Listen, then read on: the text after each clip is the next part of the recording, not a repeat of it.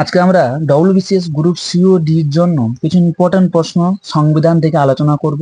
যেসব প্রশ্ন আগে কম্পিটিটিভ এক্সামে এসছে ওই সব ইম্পর্টেন্ট প্রশ্ন আমরা আলোচনা করব। প্রথম প্রশ্ন হচ্ছে সুপ্রিম কোর্টের মূল এলাকা বলতে কি বোঝে? বলছে সুপ্রিম কোর্টের মূল এলাকা বলতে কি বোঝে? সুপ্রিম কোর্টের মূল এলাকা বলতে বোঝানো হয়েছে এখানে ভারত সরকার এবং এক বা একাধিক রাজ্য বনাম এক বা একাধিক রাজ্যের মামলায় সুপ্রিম কোর্টের এখতিয়ার। পরের প্রশ্ন, পঞ্চায়েত সংবিধানের 243 অনুচ্ছেদ কি সম্পর্কে বলা রয়েছে? ওটা হচ্ছে পঞ্চায়েত আসন সংরক্ষণ। সুপ্রিম কোর্টে নিম্নলিখিত কোন প্রধান বিচারপতি ভারতের রাষ্ট্রপতি হিসাবে দায়িত্ব পালন করেছেন? কে পালন করেছেন? এম হিদায়েতুল্লাহ। কে এম না হিদায়েতুল্লাহ? পরের প্রশ্ন, বলবন রায় মেহতা কমিটির সুপারিশ অনুযায়ী পঞ্চায়েত ব্যবস্থায় যে যে স্তর থাকে সেগুলি হলো গ্রাম, ব্লক, জেলা। গ্রাম, ব্লক আর জেলা। পরের প্রশ্ন রয়েছে, ভারতীয় সংবিধানের 227 নম্বর ধারায় কোন বিষয়ে আলোচনা করা হয়েছে? ভারতীয় সংবিধানের 227 নম্বর ধারায় কোন বিষয়ে আলোচনা করা হয়েছে? বলছে অন্যান্য অধস্তন আদালতের উপর তদারকি করার ক্ষমতা। পরের প্রশ্ন, পঞ্চায়েত রাজ্যের ত্রিস্তর ব্যবস্থার শীর্ষে কে রয়েছে? পঞ্চায়েত রাজ্যের ত্রিস্তর ব্যবস্থার শীর্ষে কে রয়েছে? জেলা পরিষদ। বলছে ভারতের সবচেয়ে পুরনো হাইকোর্ট কোনটি? ভারতের সবচেয়ে পুরনো হাইকোর্ট কোনটি? ভারতের সবচেয়ে পুরনো হাইকোর্ট হচ্ছে কলকাতা হাইকোর্ট। কোনটা? কলকাতা হাইকোর্ট। পরের প্রশ্ন, পঞ্চায়েত সমিতি গঠিত হয় ব্লক স্তরে। কোথায়? ব্লক স্তরে পঞ্চায়েত সমিতি গঠিত হয়, ব্লক স্তরে।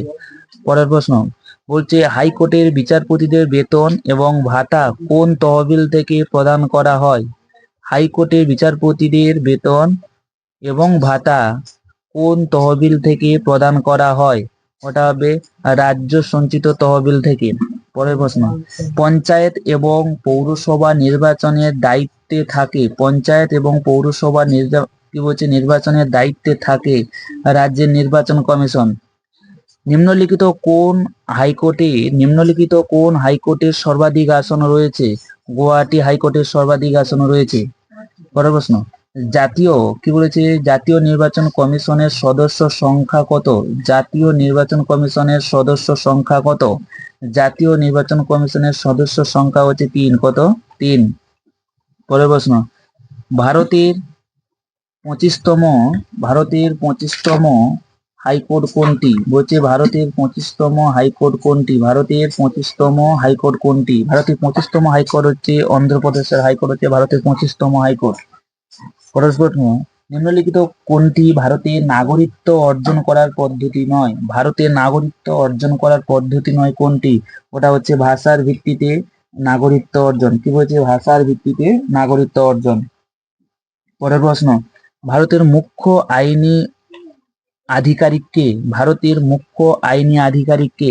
অ্যাটর্নি জেনারেল হচ্ছে ভারতের মুখ্য আইনি আধিকারিক।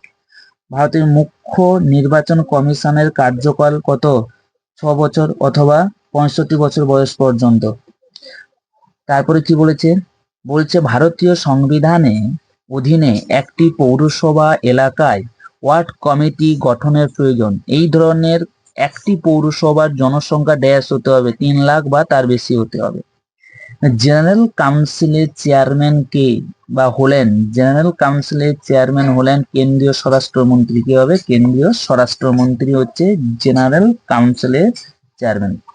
আচ্ছা, পরের প্রশ্ন যেটা রয়েছে বলছে সংবিধানের নিম্নলিখিত গুলির মধ্যে কোন আইনটি নগর স্থানীয় সংস্থাগুলির কাঠামো এবং কি বলেছে?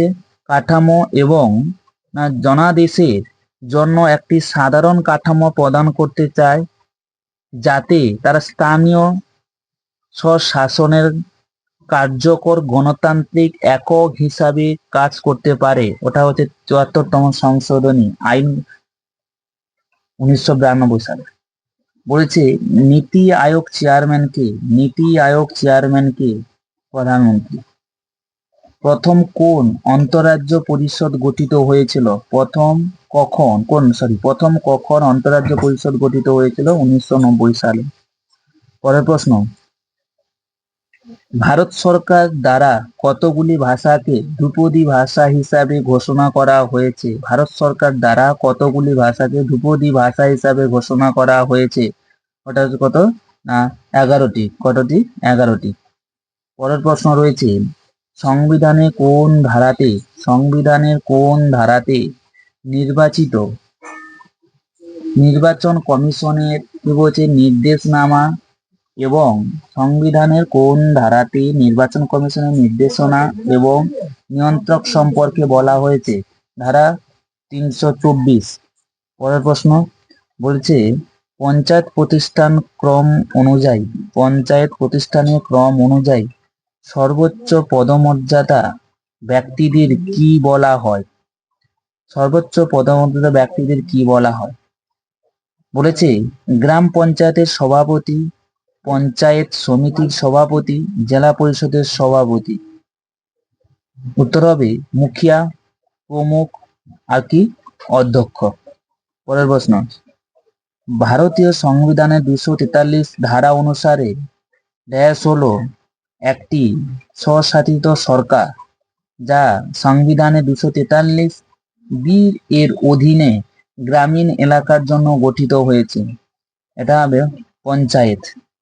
পরের প্রশ্ন, 1989 সালে কোন কমিটি স্থানীয় সরকারের সাংবিধানিককে স্বীকৃতি দেওয়ার প্রস্তাব করেছিল?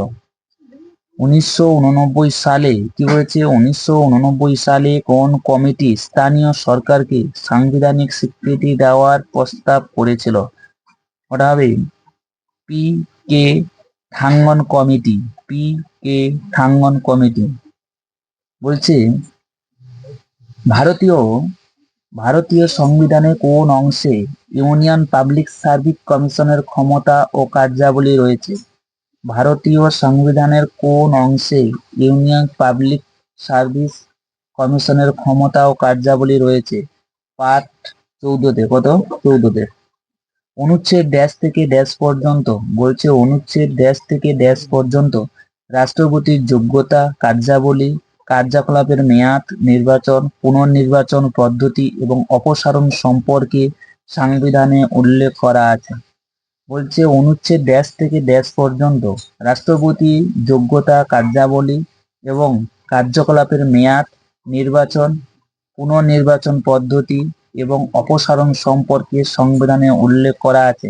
ওটা হবে অনুচ্ছেদ 52 থেকে 62। অনুচ্ছেদ 52 থেকে 62।